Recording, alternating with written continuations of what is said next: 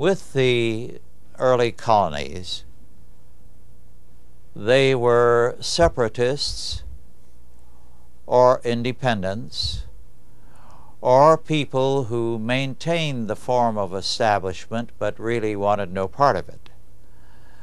The Congregational Church of Massachusetts was the established Church of Massachusetts and legally a part of the Church of England. They never broke with the Church of England. They actually had Church of England men in some of the pulpits. In fact, the man at Salem, whose family was deeply involved in the witchcraft trials, was Church of England. But it was only subsequently that they came to a belief that there should be a Christian establishment rather than a church establishment.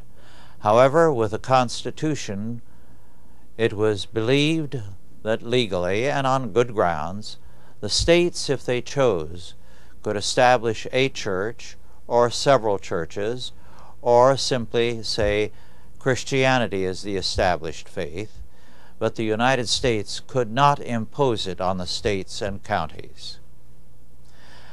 In many instances, they settled down to county-by-county establishment.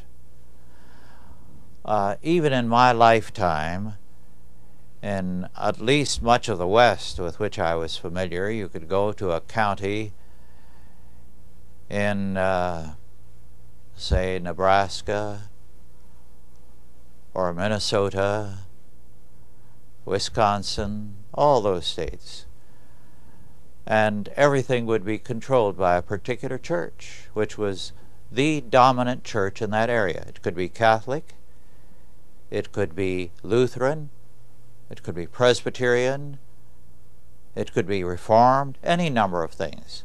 They were not intolerant of each other.